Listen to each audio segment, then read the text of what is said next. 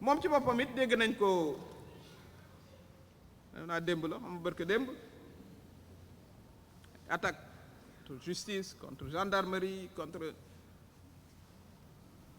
yooyu vraiment aussi message yooyu ñu ni ma ko waxee sànq du ñun ñii la yëngal ñun ñii toog fii du ñun la yëngal on en a vu d'autres mais ñu xam rek ne institution wu état bokkul ak politique ñun politiciens yi mën nañoo toog di waxante suñu biir waaye justice ak gendarmerie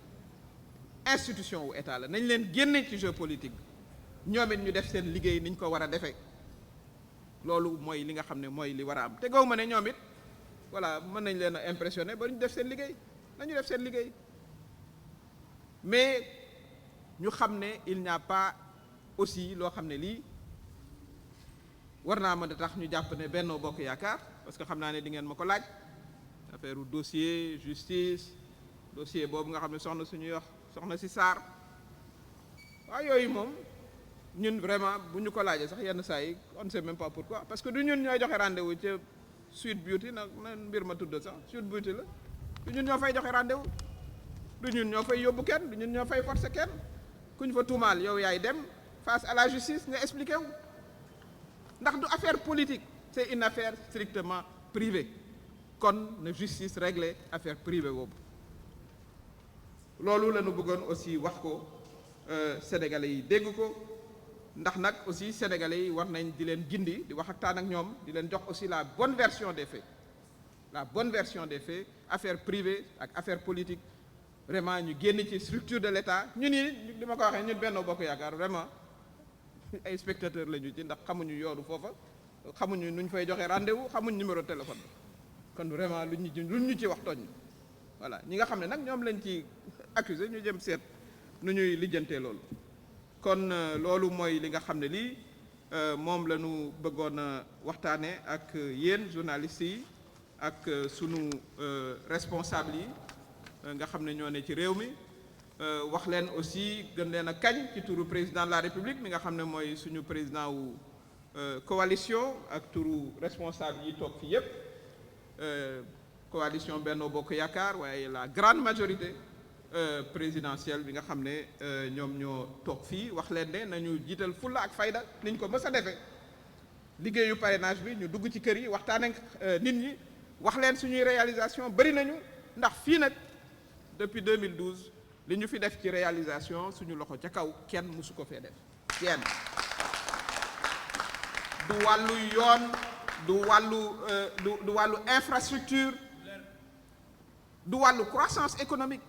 kooku aussi mën nañ cee débattre mën nañoo toog ñu am benn jury ñi taxawee gauche ñi taxawee droite ñu génne suñuy chiffres wane ko mu leer nañ te loolu it def naa ne sénégalais yi comprendre nañu ko waaye dañuy gën a waxtaan ak ñoom voilà suñu responsable yi ni ma ko waxee jiital aussi yiw parce que nag Sénégal dëkku yiw la loolu la ñu xam dëkku yiw la waaye nag aussi attention voilà attention aussi suñu responsable yi aussi ñu vigilant provocation aussi mënuñ ko nangu loolu it mënul la nekk parce que démocratie moo ko soxlawul démocratie sénégalaise soxlawul kon loolu moo doon li nga xam ne lii moom lañ leen bëggoon a adressé comme message di leen remercier aussi ci seen ñëw ak ci seen patience.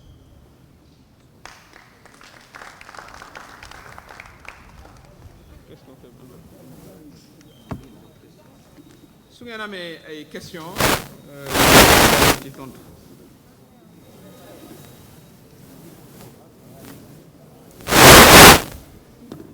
La justice est administrée par la justice et délivrée par des juges et c'est à eux de faire leur travail. Je ne vois pas en quoi c'est une patate chaude. Comme je vous l'ai dit, nous, dans ce dossier, nous ne sommes qu'observateurs. Vraiment, xamuñu fan mooy yoonu bërëb ba naka la tuddati sax ah ah Sweet Beauté ah ok non ñun xamuñu fan la vraiment duñu fa jël amuñu ñun ñooy wuy téléphone duñu fa jël kenn voilà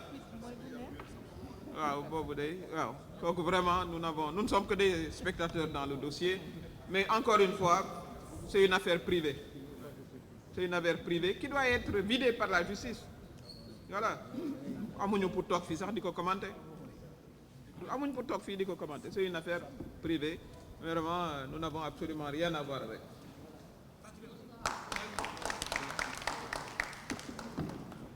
Bonsoir à tous.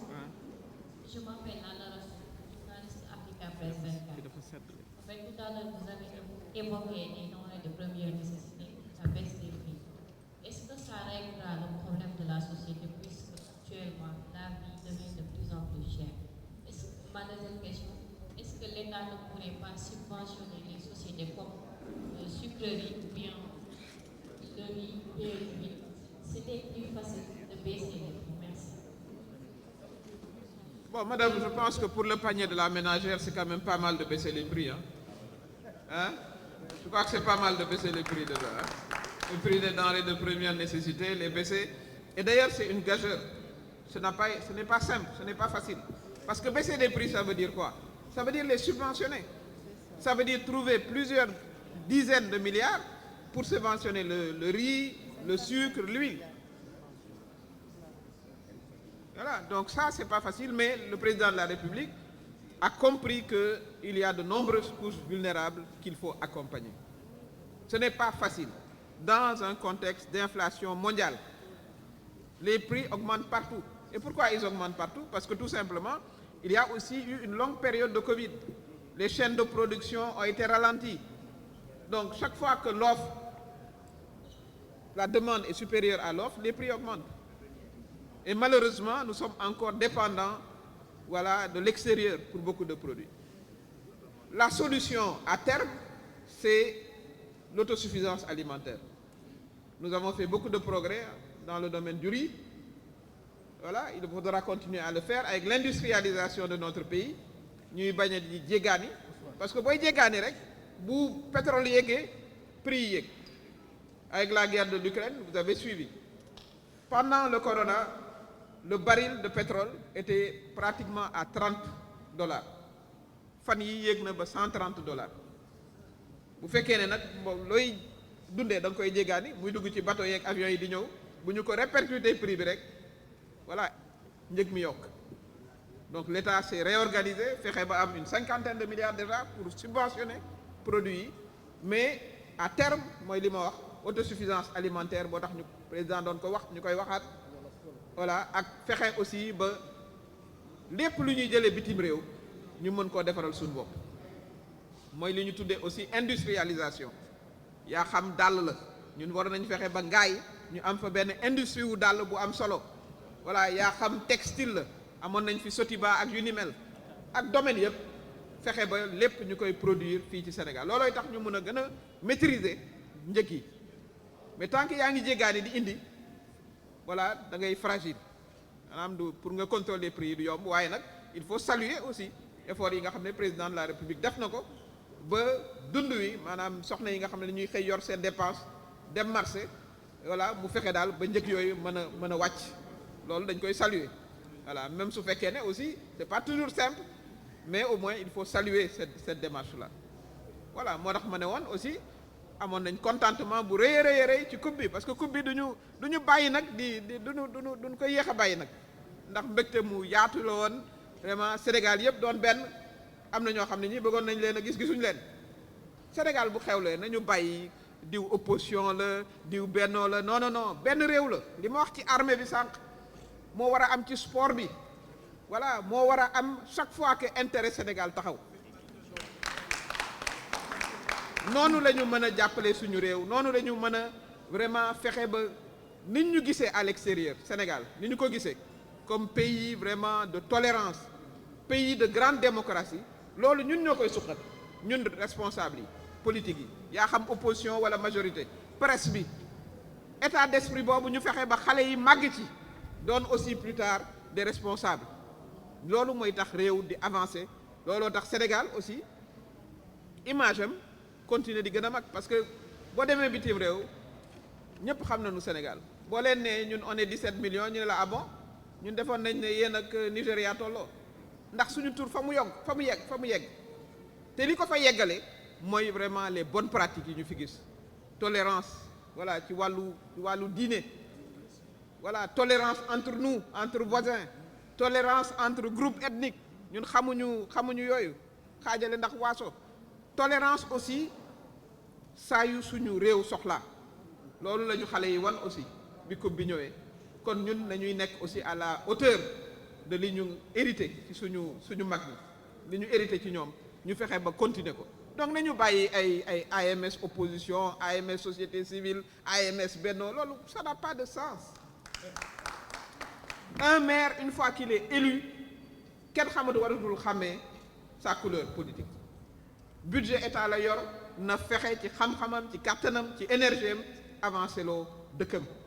loolooy li am solo.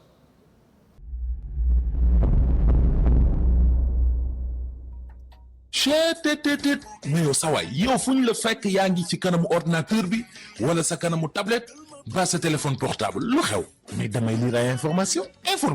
waaw xoolal boo bëgg am ay information yu leer nañ et en temps réel duggal ci www.senegal7.com ay information yu wóor man de maa ngi application Sénégal 7 lépp lu xew dama koy jot ci sama téléphone ci tàng bi te nag application Sénégal 7 am ko yomb na da ngay dugg ci Play Store wala Apple Store nga télécharge ko rek xam li xew ci réew mi ak la xew ci bitim réew te nag dara du la ci umpu. Vous voulez des informations en temps réel? Cliquez sur www.senegal7.com. Sénégal 7, le roi de l'information en temps réel.